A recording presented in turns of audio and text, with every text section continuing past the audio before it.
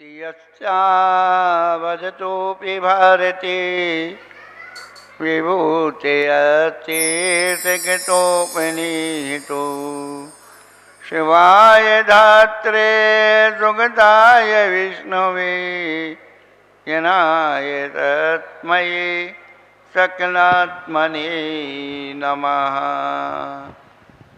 देवादिदेव कल्पतरु चिन्ह सहित इच्छित फलप्रद श्री शीतलनाथ जनन भगवान की, देवादिदेव महावीर भगवान की, गोमटेश्वर बाहुबली भगवान की, कद्दरवर्ती भगवान की जय। जन्मखोद्भव संगमयी जनमानी माता की जय। कुंद कुंदाचार्य भगवान की जय। 20वीं सदी के प्रथमाचार्य चारद चक्रवर्ती आचार्य श्री शांतसागर जी महाराज की जय। तत्री पट्टाधीश आचार्य श्रोमणी गुरुवसी धर्म सागर जी महाराज की जय। मम शिक्षा और ज्ञान श्रोमणी आचार्य कल्पसी सुसागर जी महाराज की जय। इनकम नौ करुण महाराज की जय। बोले परम पूज्य प्रकाशन वाले की मूर्ति श्री शंकर जी महाराज की, समस्त मुनि संघ की।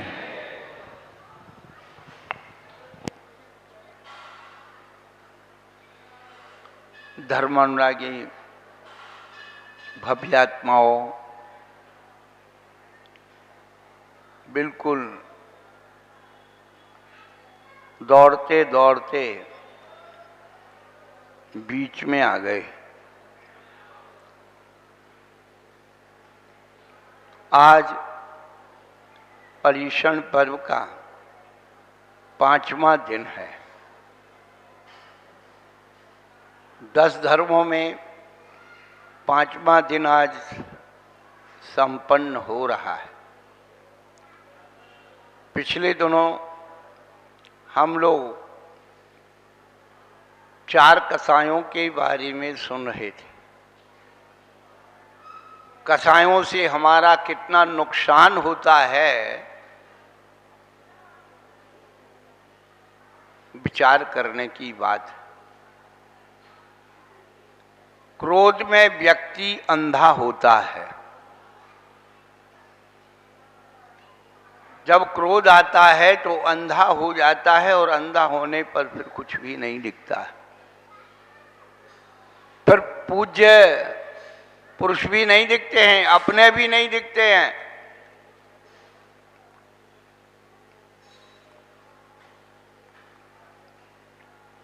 क्रोध में अंधा क्यों होता है व्यक्ति? जब उसके मान को ठेस लगती है तो क्रोधित होता है।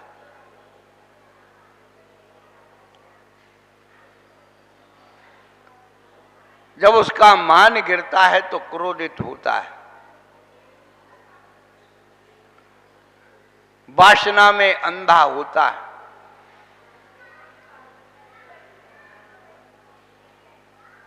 भरत चक्रवर्ती को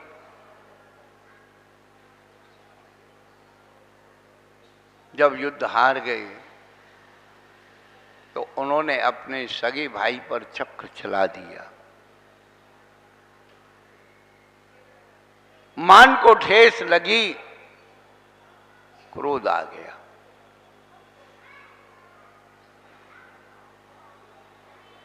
मान में व्यक्ति बहरा होता है,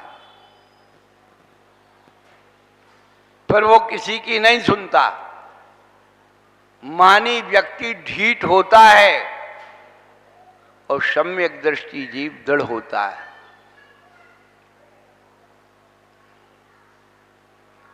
रावण ने किसी की बात नहीं मानी क्योंकि वह था मानी।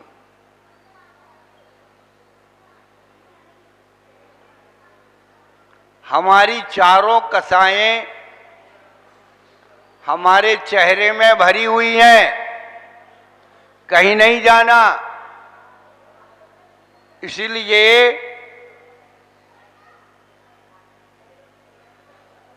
वंदे तम सभ्यदा सिरसा, सिर झुका करके नमस्कार किया जाता है। जब सिर झुकता है तो चारों कसाएं नीचे गिर जाती है।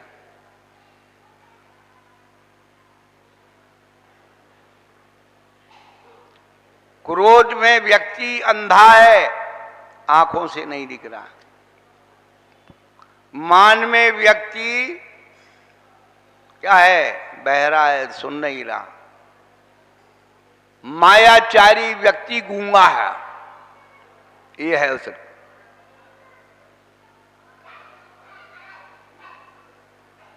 और लोभी व्यक्ति नकटा है।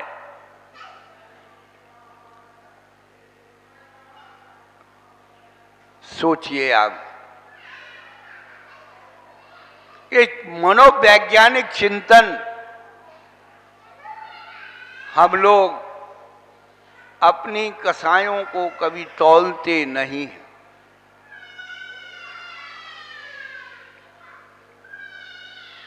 वैज्ञानिक व्यक्ति कहते हैं लोभी व्यक्ति को डायबिटीज होती है।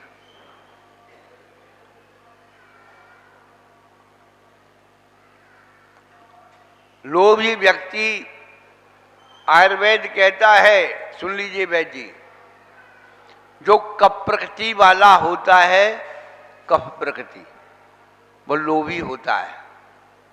क्या? वो कफ को भी बाहर नहीं फेंकना चाहता है, अंदर ही के अंदर ले लेता है।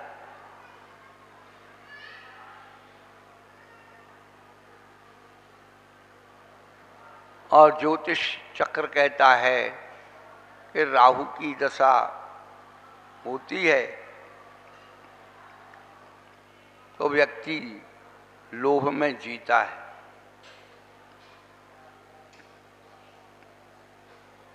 ये चारों कसायों ने हमारी आत्मा पर प्रभाव डाल रखा है।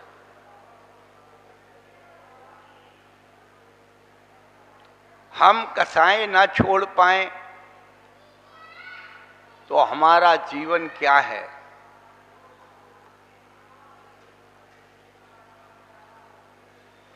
एक कस्बा था, गांव के बाहर एक कुआं था। उस पूरे गांव में एक ही कुआं, सारे गांव के लोग उसी से पानी भरते थे। एक बार रात्रि में कुछ कुत्ते लड़ते लड़ते और 4 कुत्ते उस कुएं में डूब गए, गिर गए। कुआं बहुत गहरा था, आसानी से कुछ दिखाई नहीं देता।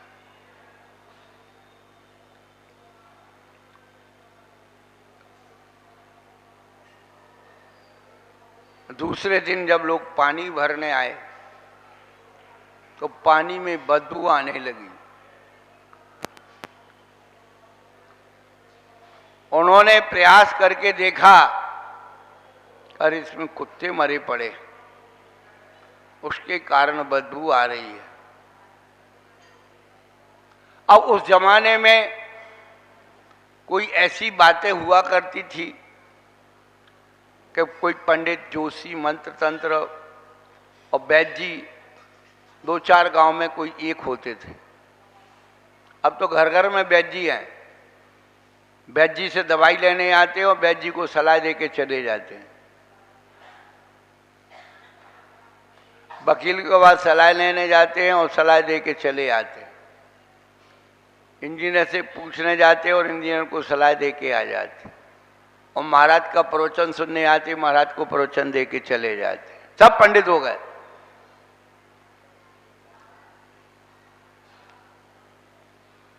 भगत भोगी है ना भाई हम तो। पूरे गांव में ये 4-6 गांव के मिलकर के, एक पंडित जी एक गांव में रहते थे, पूरे गांव के मिलकर के और पंडित जी के पास पहुंचे कि ऐसे पंडित जी, हमारे गांव के कुएं में 4 कुत्ते मर गए हैं। अब ये बताओ कि कैसे हमारे कुएं का पानी शुद्ध साफ हो और बहुत बदबू आ रही है। पंडित जी ने खर्रा निकाला, इतना बूरा, इतना गुलाब, वो क्या बोलते हैं, गंगा जल, बूरा, मिश्री, तुलसी, बहुत सारी चीजें लिखा दी। बोले 100-200 बाल्टी पानी निकाल के फेंक देना और जो है ये सामान उसमें डाल देना।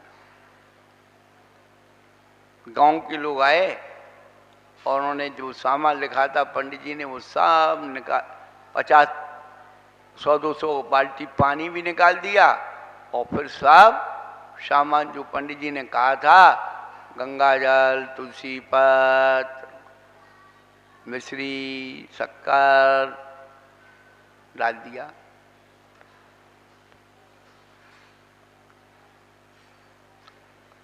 अब पानी तो पहले तो बदबू आ रही थी, पर उस पानी में कीड़े आना शुरू हो गए। फिर लोग मिल करके गए, अरे पंडित जी,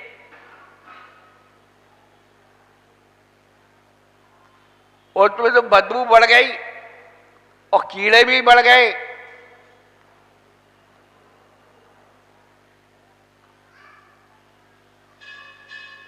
अरे भाई, आपको उपाय तो बता दिया था। बोले हमने सारा उपाय किया, 100-200 बाल्टी पानी निकाल के फेंक दिया और जितने सामान आपने बोला था सब डाल दिया। पंडित जी ने पूछा, ये बताओ तुमने वो कुत्ते निकाले कि नहीं निकाले उसमें से? बोले ये तो आपने लिखाया ही नहीं था।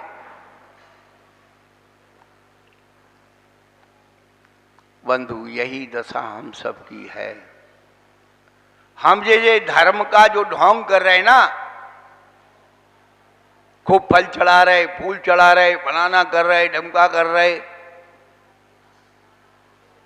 भगवान की वेदी के अंदर धूप जला रहे, दीपक जला रहे,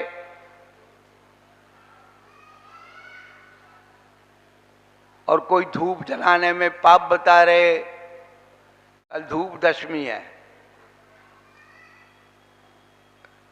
अरे बहुत हिंसा होती है, ऐसा बहुत हिंसा होती है, कोई धूप नहीं जलाना।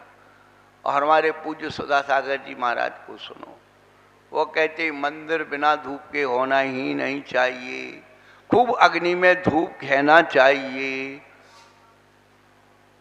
धूप है सुगंध भी सितार,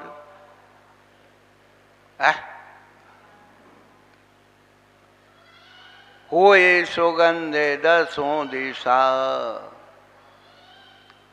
दसों दिशाएं सुगंधित होना चाहिए। या तो हमारे बड़े बड़े महान आचार्य, उससे भी बड़े महानाचार्य आप हो गए। बंधुओं,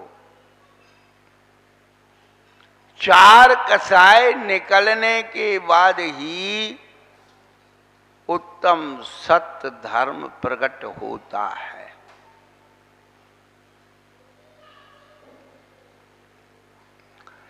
तुलसीदास जी कहते हैं, सत्य वचन और दीनता पर स्त्री मात समान, इतने पर प्रभु ना मिले तुलसीदास जवान। तुलसीदास जी कहते हमारी जमानत ले लेना, हम जमानत दे रहे। सत्य वचन, दीनता का मतलब नम्रता, मान रहित होना, और पर स्त्री मात समान यानी ब्रह्मचर्य।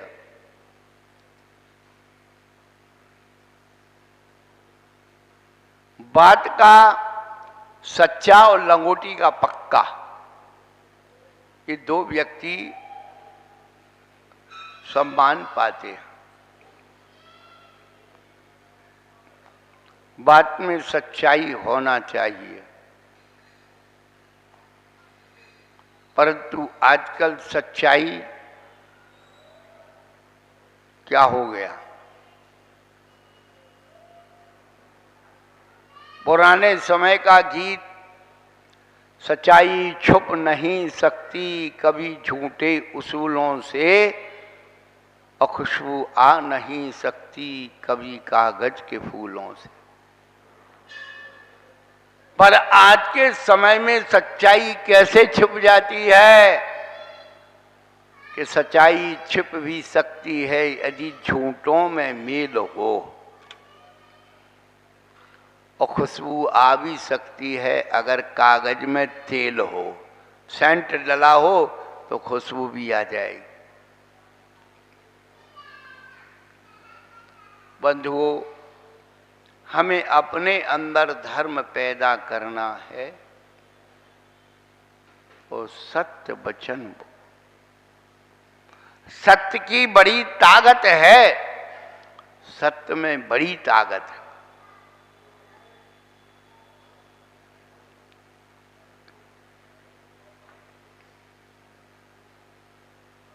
एक राजा था, उसका बहुत बड़ा राज्य था। उसके राज्य में हाट लगता था, बाजार। हफ्ते में एक दिन बहुत बड़ा बाजार लगता था। लोग दूर दूर से वहां पर वस्तुएं बेचने आते थे। राजा ने घोषणा कर रखी थी, यदि व्यापारी की कोई वस्तु शाम तक ना बिके तो राजकीय खजाने से उस वस्तु को खरीद लेना।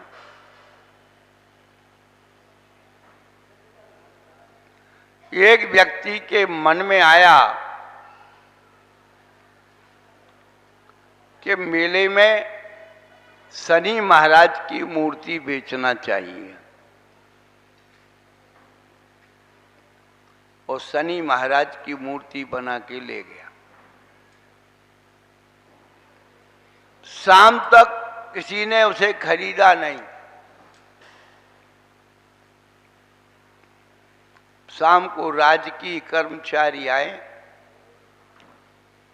और पूछा, उसका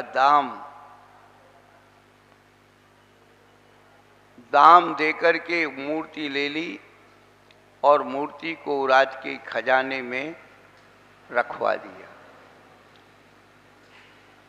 राजा अपने महल में सो रहा था रात्रि में। ठीक रात्रि 12 बजे झम की आवाज आई। पूछा, कौन?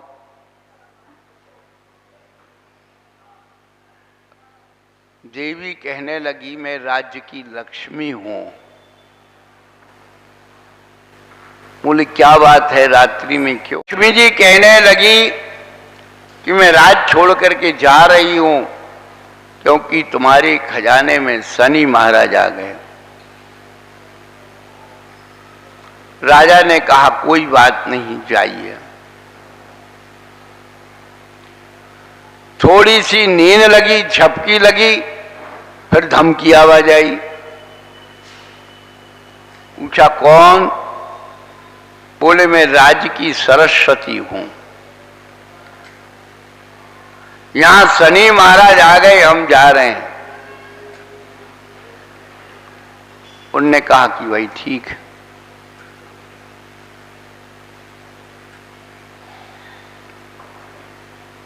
थोड़ी झपकी लगी, फिर धमकी आवाज आई।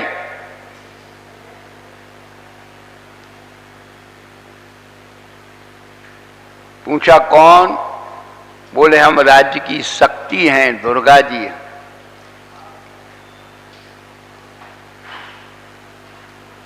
क्या बात है? बोले, यहां शनि महाराज आ गए हैं, अब हम जा रहे हैं। आपको बहुत सारी बातें पता ही नहीं है, इतिहास पता नहीं है। आप कभी धर्म स्थल जाइए, धर्म स्थल का इतिहास लगभग 700-800 वर्ष पुराना है। चंद्रनाथ बसजी के नीचे हेगड़े जी परिवार रहा करते थे।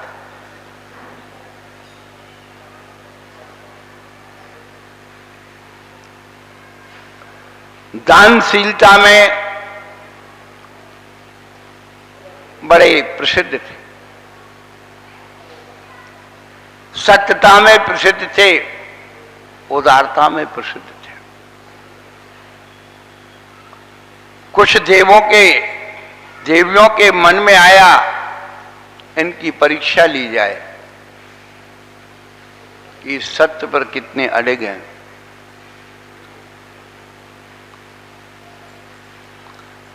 स्वप्न में आए और कहने लगे, भाई तुम इतने सत्यवादी हो, त्यागी हो, तो हमें जगह दे सकते हो? हम आपके यहां रहना चाहते हैं, क्या आप अपना स्थान दे सकते हो? उन्होंने कहा, भाई लो, सहजता से रहो, आनंद से रहो। उन देवियों ने शर्त रख दी। पहले तो परिवार भी विचित्र जो स्वप्न आते थे, जो भी देखते थे, वो सोचते ऐसे ही है, आते रहते जाते रहते। परंतु उस परिवार ने भी कहा कि आप वास्तव में दैविक शक्ति हो, तो कुछ हमें ऐसे चिन्ह बताइए जिसके कारण हम समझे कि हाँ वास्तव में तुम दैविक शक्ति हो। तो कुछ चिन्ह बताइए।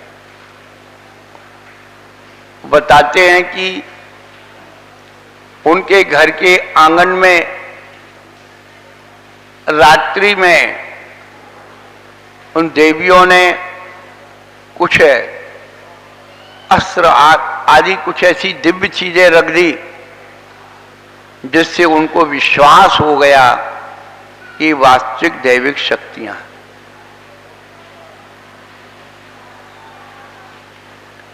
अब दैविक शक्तियों का विश्वास तो हुआ। उनने पूछा, भाई आप कैसे रहना चाहते हो? तो उन्होंने कहा कि जिस घर में आप रह रहे हो ना, हम इसी घर में रहेंगे और आपको ये घर छोड़ना पड़ेगा। इस घर में कोई रह नहीं सकता है। उनके पूर्वजों ने उसे सहज स्वीकार कर लिया और एक समय सीमा बांध ली कि हम अपने रहने के लिए स्थान बना लें, फिर आप इसमें आराम से रहो। और उन्होंने अपना, जहां पर अभी सभा लगती है, वहां पर उन्होंने अपना मकान बनाया, निज चैत्यालय बनाया और रहने लगे। अब वो जो देवियां थी वो कहने लगी, हमारी एक शर्त और है कि हम अपने इष्ट के बगैर नहीं रह सकते, आप उसको भी स्थान दो।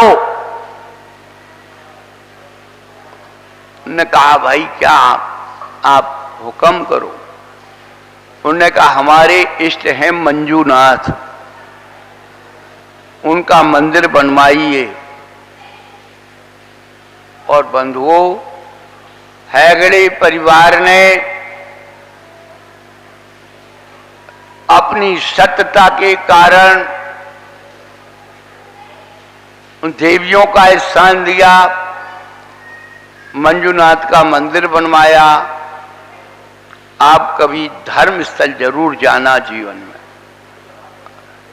और हेगड़े जी से, उनके परिवार के लोगों से उसका इतिहास पूछना।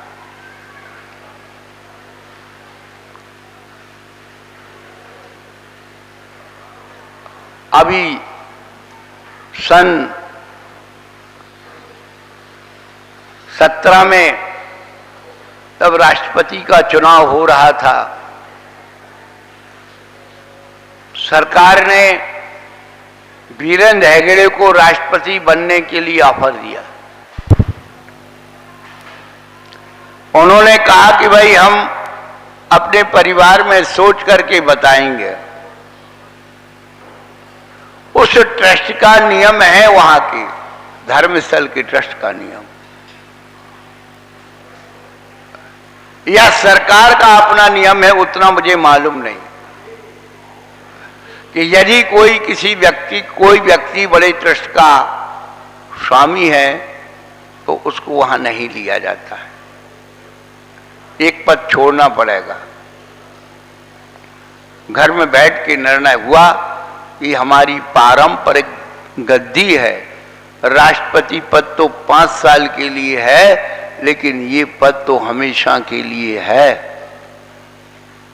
उन्होंने राष्ट्रपति पद को तिरस्कार कर दिया, राष्ट्रपति पद को ठुकराया। फिर भले उनको अभी नई कैबिनेट में राज्यसभा सांसद बना दिया, ऐसा नहीं है। और आपको एक बात विशेष बता दें कि आगम में जो हम पढ़ते हैं कि जब तक सृष्टि पर जैन राजा रहेगा तब तक धर्म चलेगा। जो साधुओं के साथ विहार करते हैं उन्हें बहुत सारा इतिहास, बहुत सारी चीजों का ज्ञान फ्री में मिल जाता है। अच्छी अच्छी चीजें देखने को मिल जाती साधु के साथ रहने में। हाँ,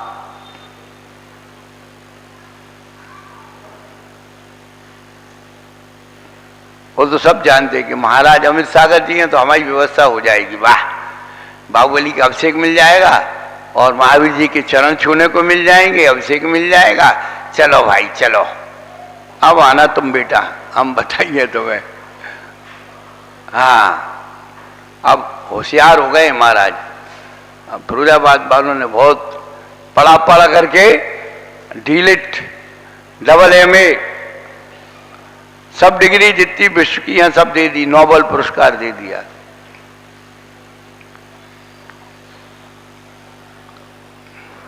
बंधुओं, 8 घंटे तक ट्रेन समुद्री किनारे से चलती है वहां, मंगलुरु, चिकमंगलुरु क्या बोलते हैं, चेन्नई से चलने वाली समुद्र किनारे। उतना बड़ा जो है राज्य है उनका, और वहां पर सरकार को वो टैक्स नहीं देते। वो बता रहे थे हमारा केस चला सुप्रीम कोर्ट तक टैक्स के लिए। बोले भाई हम टैक्स किस बात का दें? वहां पर जो भी दान में आता है वहां के लोग उसे राजा मानते हैं, ऐसा दरबार लगता है, और जो वो फैसला लिख देते हैं सुप्रीम कोर्ट भी उसको चैलेंज नहीं कर सकता। सत्य की कितनी प्रतिष्ठा होती है। हम 2005 में विहार करते करते 6 लगने वाला था, सन 31 2006 का।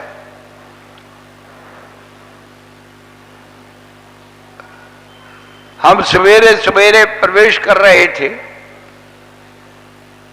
उनके यहां जो परंपरा है, हाथी है, घोड़े हैं, 4-5 हाथी है उनके उसमें। और आपको बता दें, पुरानी चीजें ऐतिहासिक की, सुई से लेकर के हाथी तक और सुई से लेकर के हवाई जहाज तक उनके म्यूजियम में है। रेल का इंजन जाकर के देखो तो इतनी पुरानी पुरानी चीजें हैं, हजारों साल पुरानी। रथ और ये मोटर कार 18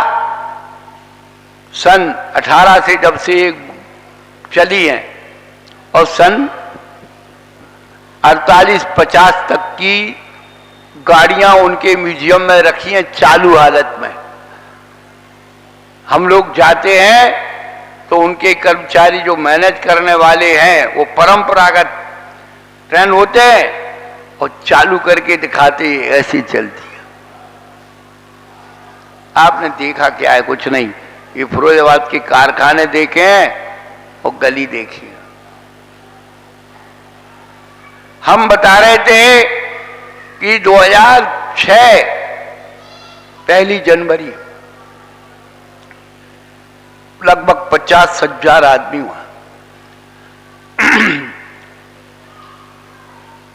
जब हमारा मंगल प्रवेश हो गया,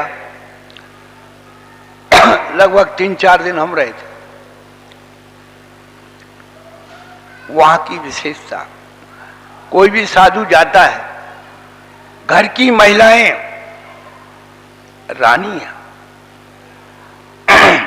काम करने वाले काम करते हैं, लेकिन स्वयं बड़ा संघ होता है तो पूरा परिवार व्यवस्था में बढ़ता है, और छोटा संघ होता है तो देरानी जेठानी की सबकी ड्यूटी रहती है। चौके में स्वयं जाएंगी, काम करेंगे।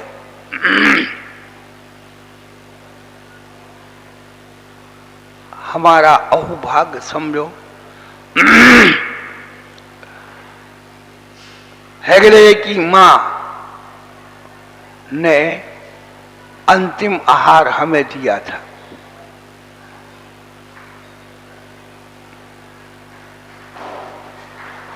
उसके बाद उनकी समाधि हो गई। उन्होंने ये सारा इतिहास बताया है आपने उसका, और कहने लगे महाराज 3 दिन पहले हमारे भंडार में राशन नहीं था, भंडार खाली हो रहा है। वहां की अन्नपूर्णा देवी, उन्होंने वरदान दे रखा है कि आप किसी से चंदा नहीं लेंगे, आप किसी से भोजन के लिए एकत्रित नहीं करेंगे।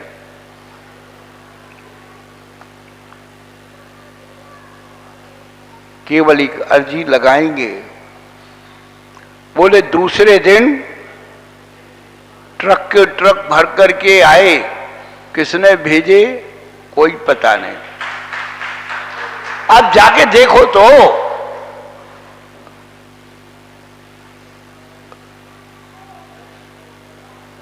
यहां भिंडर के आसपास, उधर चित्तौड़गढ़ के आगे एक लेने वाले सेठ जी और देने वाले सेठ जी, श्याम जी का मंदिर है बहुत बड़ा, श्रीनाथ का मंदिर।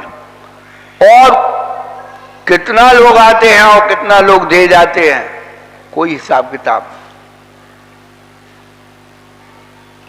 लोग मान्यता करते। तुम्हारे गोलक में यदि एक बार थोड़े से पैसे ज्यादा निकल आए, तुम फूल जाते हो, तो वाह, बोलियां लगा ली 200-500-1000 की, फूल जाते हो, अरे हमने बहुत बड़ा दान कर दिया। अरे अभी तुमने दान देने वाले लोग देखे नहीं है, दान कैसे दिया जाता है तो बाद में बताएंगे। बता रहे हैं कि वो सत्य पर प्रतिष्ठित धर्म, वो जो शनि महाराज की मूर्ति खरीद ली थी उसने, तो लक्ष्मी जी, सरस्वती जी, दुर्गा जी सब निकल के भागे। थोड़ी देर फिर राजा की पलक झपकी, धम की आवाज शेर आई है। राजा ने कहा कौन? बोले मैं सत्य हूं। राजा उठ के बैठ गया और उसका हाथ पकड़, मैं सत्य हूं, जा रहा हूं, क्योंकि शनि महाराज यहां आ गए। राजा ने उसका हाथ पकड़ लिया, तुम्हारे पीछे तो ही हमने लक्ष्मी को छोड़ा, सरस्वती को छोड़ा, दुर्गा जी को छोड़ा, केवल एक सत्य के पीछे। बंधु, सत्य परेशान हो सकता है लेकिन पराजित कभी नहीं होता। और वही सत्य होता है जिसकी परीक्षा होती है। सोना सत्य कब माना जाता है? जब वो घिसा जाता है, तपाया जाता है, बजाया जाता है। ट्रेडमार्क तभी मिलता है। बंधु, सत्य अब कहां रहा है? विश्वासघात हो रहा है सत्य के नाम पर। बड़े ईमानदार दिखते हैं, बड़ा सच बोलते हैं, सत्य घोष की तरह।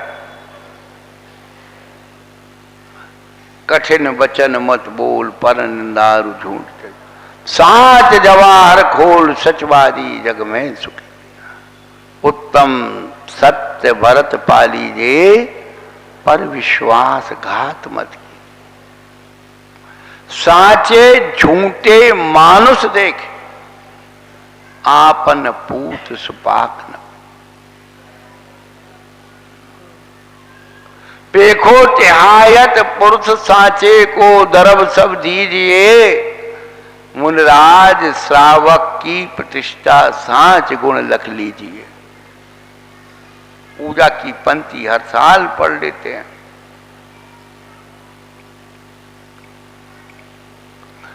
सत्य में अपने और पराये का भेद नहीं होता, उसमें रिश्तेदारी नहीं होती, उसमें पक्षपात नहीं होता है, वही सत्य होता है।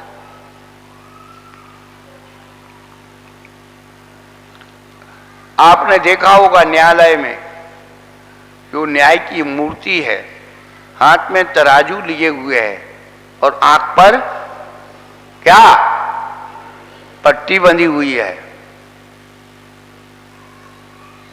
पुरानी कहावत है, अंधा बांटे रेवड़ी, छीन छीन के दे। न्याय की देवी पर पट्टी इसलिए बंधी है कि अब तुझे कोई अपना और पराया नहीं देखना है, जो सत्य है वही कहना है।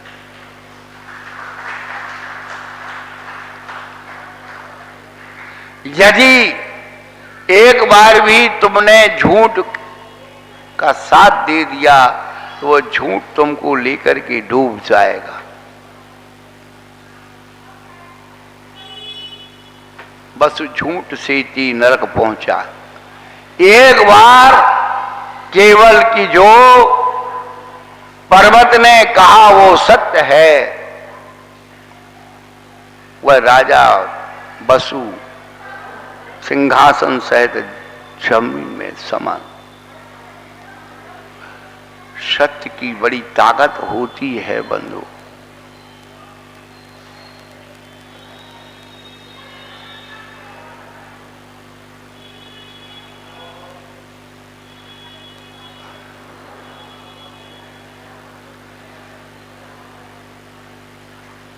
उत्तम सत्य व्रत पालीजे, पर विश्वास घात मत की। ये ध्यान रखना, दया से बड़ा कोई धर्म नहीं है और विश्वासघात से बड़ा कोई पाप नहीं। पुराने लोग कहते भैया विष दे के मार देना, पर विश्वास दे के नहीं मारना, क्योंकि विष देने वाला व्यक्ति तो एक ही बार देकर के मर जाता। लेकिन विश्वासघात जिसके साथ होता है वो कितना तड़पता है। विष की वेदना से इतनी वेदना नहीं होती है, इससे ज्यादा वेदना विश्वासघात से होती है। आज कितना विश्वासघात कहां हो रहा है आप देख लो अपने जीवन में। सबसे ज्यादा विश्वासघात माँ बाप के साथ हो रहा है।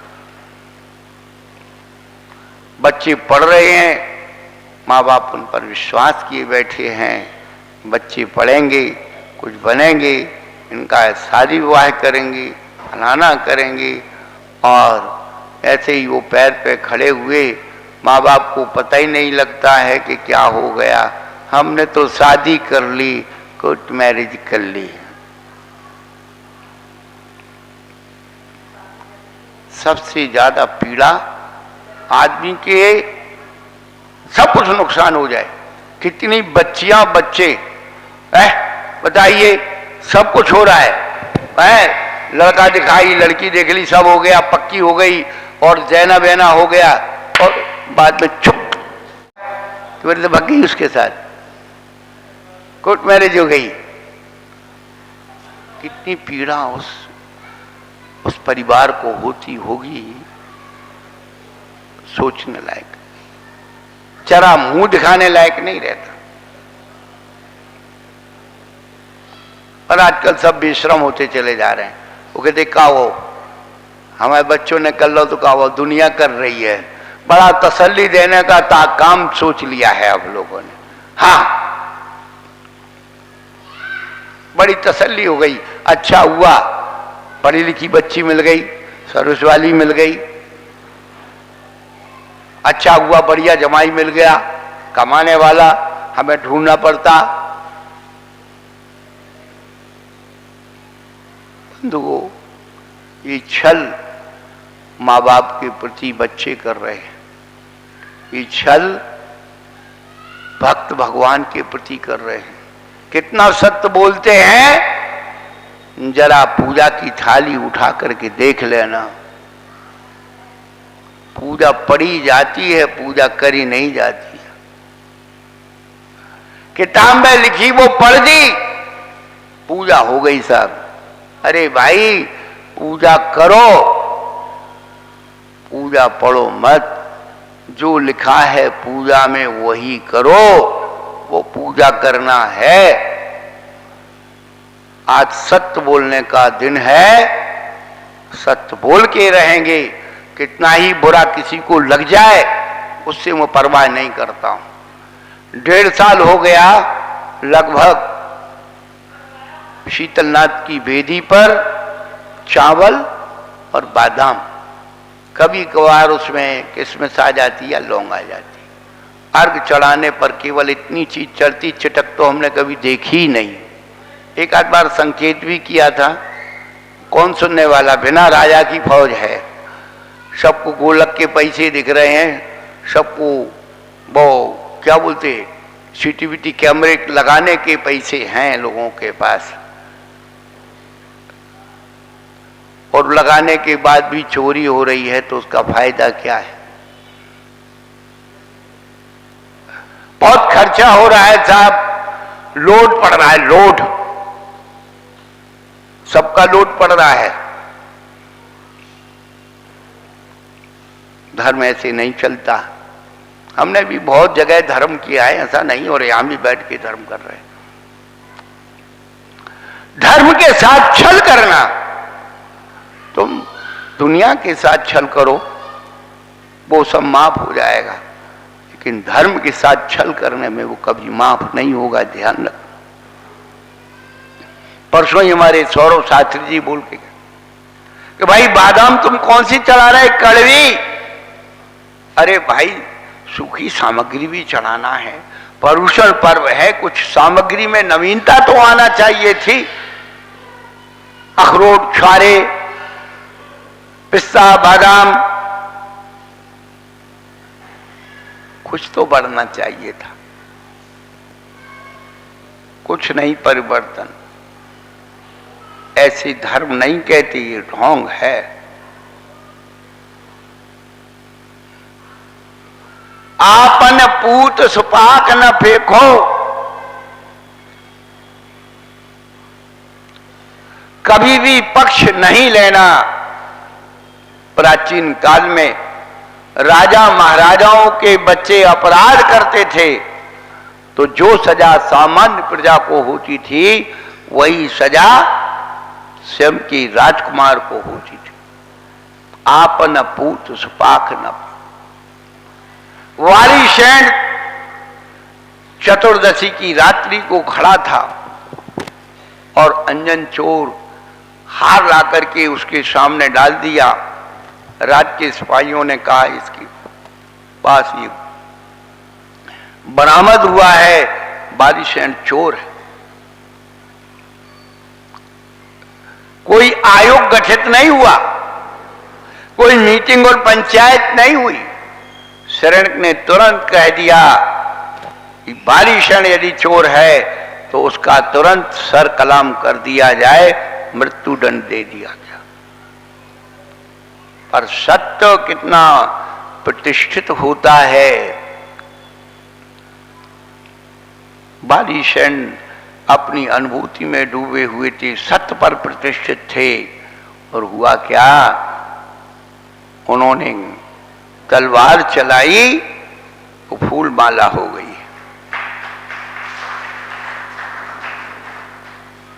सुदर्शन को शील में दोष लगा दिया गया, सूली पे चढ़ाया गया, वो सिंहासन हो गया। बंधुओं, सत्य में बड़ी ताकत होती है, बड़ी ताकत होती है। आपन पूत सुपाक न पेखो, पेखो तिहायत पुरुष सांचे को दरब सब दीजिए।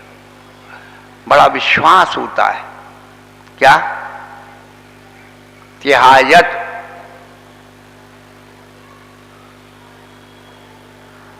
सच्चा पुरुष, सच्चे पुरुष का विशेषण है।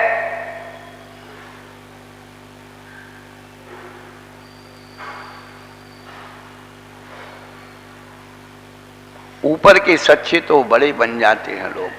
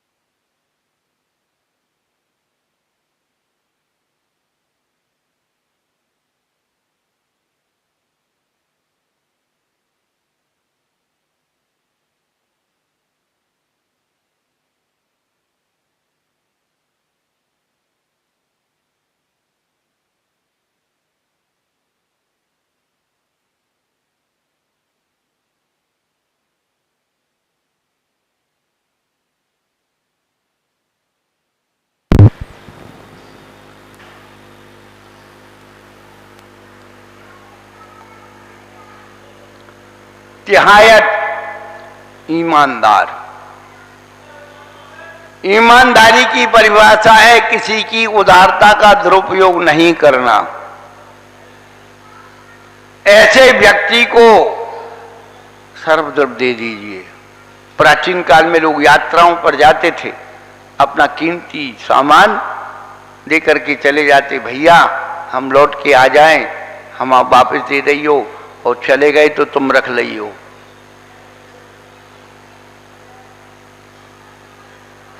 पेखो तिहायत पुरुष सांचे को दरब सब दीजिए।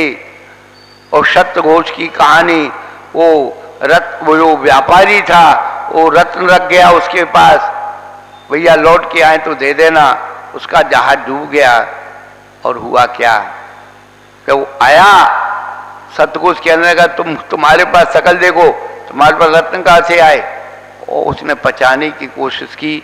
सतघोष की कथा सब जानते हैं।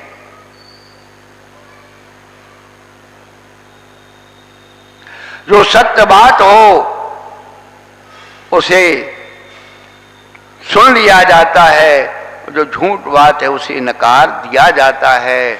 और सत्य तो इतना विराट है, विराट है, आकाश सम, सत्य को हजारों में से चुन लिया जाता है। सत्य घोष झूठ में पकड़ा गया, ये उस कहानी का सार नहीं है, ध्यान रखना। राजा ने उस सेठ की परीक्षा लेने के लिए अपनी रात की खजाने से बहुत कीमती कीमती रत्न रख दिए और उसके 5 रत्न रख दिए। वो कहा भैया तुम अपने रत्न उठा लो, इसमें कौन से हैं। तो सेठ जो था उसके अंदर लोभ नहीं आया कि अरे 5 ही तो लेना है, इससे अच्छे ये उठा लो कि इससे अच्छे वो ले लो, बड़े ले लो, कीमती ले लो। नहीं, उसके जो थे वो उसने उठ के उठा लिया। पेखो त्याहयत पुरुष सांचे को दरव सब दीजिए, मुनिराज श्रावक की प्रतिष्ठा सांच गुण लख ली। दर्भ गद्दी पर बैठ करके भी हम आपको गलत बताएंगे तो दुर्गति तो हमारी है भैया।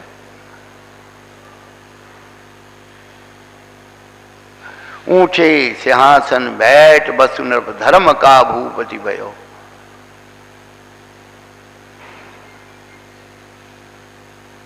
सब पढ़ रहे हैं, कहानियां खूब सुनेंगे, लेकिन अपनी अंतर मन को सत्य पर प्रतिष्ठित करने की कोशिश करें, अंदर सत्य से दृढ़ता लाएं।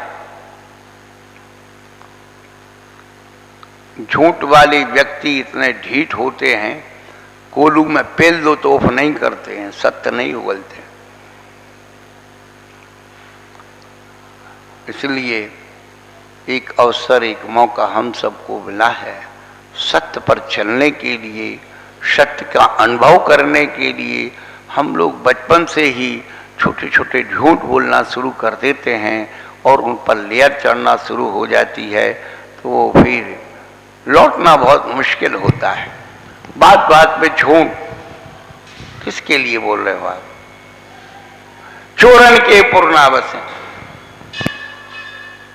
कितना ही झूठ बोल करके हम अपने परिवार में, रिश्तेदार में, व्यापार में सब इकट्ठा कर लें, लेकिन कुछ होने जाने वाला नहीं है।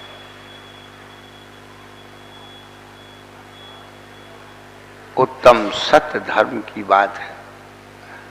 ये तो मुनिराज पालते हैं, पालना चाहिए, लेकिन श्रावक को ऐसा सत्य भी नहीं बोलना चाहिए। सत्यव्रत की 5 भावनाओं में क्रोध, लोभ, भीरुत्व, हास्य, प्रत्याख्या, नानुवीची भाषणम चपय। क्रोध, लोभ, भय और हंसी, ये चारों 4 कसाय के प्रतीक है। क्रोध, लोभ वो तो हो ही है, भय, लोभ, मान, माया और अनुवीची भाषण। आगम के अनुकूल ही बोलना, जो शास्त्र में लिखा वही बताना। यदि आप शास्त्रीय बात को नकारते हैं तो आगम के साथ छल करते। कुछ बातें आप भोले जीव हैं, समझते नहीं हैं, पर आपको बता दें, कई जगह ऐसे प्रसंग आते हैं, महाराज जी हमारे गुरु महाराज ऐसा बताते हैं और आप ऐसा बताते हैं, हम किसकी माने? हमने कहा बिल्कुल, मेरी बिल्कुल नहीं मानना, मैं अपनी मनवाने के लिए पैदा नहीं हुआ हूं, पर अपने गुरु महाराज से बात पूछ लेना, सोई बंद। अरे 4 अनुयोग की बात 4 अनुयोगों से होगी। अब कर्णानुयोग का समाधान चरणानुयोग से करते, चरणानुयोग का समाधान कर्णानुयोग से करते हो, और द्रव्यानुयोग में कर्णानुयोग चरणानुयोग डाल देते हो, तो कैसे वस्तु स्वरूप की सिद्धि होगी? जिस अनुयोग की बात है उस अनुयोग से आप सिद्ध कीजिए, तो आपको सही समाधान हो सकता है, अन्यथा बेटा भटकते ही रहना है। जब भी आप स्वाध्याय करें, स्वाध्याय के लिए धर्म संस्थान की तरफ से बहुत सारा साहित्य प्रकाशित किया गया है, आगे प्रकाशित होने वाला है, सब फ्री है। जिसको भी चाहिए, जितना चाहिए आज यहाँ लगवा देंगे। अलवारी रख गई है, एक पोस्टर पहले भी लगा था, किसी कारण से उखड़ गया है। अब पर्युषण पर्व में कल धूप दशमी है, बाहर के लोग भी आएंगे और आज यहाँ भी अनाउंस कर दी, चंदापुर भी कर देंगे। जितनी किताबें चाहिए आप ले जाइए और उनका अध्ययन कीजिए। बहुत अच्छी अच्छी पुस्तकें, साथ छोटी छोटी कहानियों की आप पढ़ो। तो कुछ भी पढ़ने को राजी नहीं है, फ्री की बढ़ती है, जबरदस्ती कभी कभी ले लेते हैं अभी। और लेकिन जब तक आपके अंदर रुचि नहीं होगी तब तक आप अज्ञान में ही जीते रहेंगे। सत्य के प्रकाश में अपने जीवन को लाओ, सत्य से साक्षात्कार करो, कल्याण का मार्ग फलेगा। चलो, उत्तम सत्य धर्म की जय। बोले परम ओम पूज्य ह्रीम उत्तम सत्य धर्मंगाय नमः। बोले परम पूज्य प्रकाशन वाले की गुरुवर श्री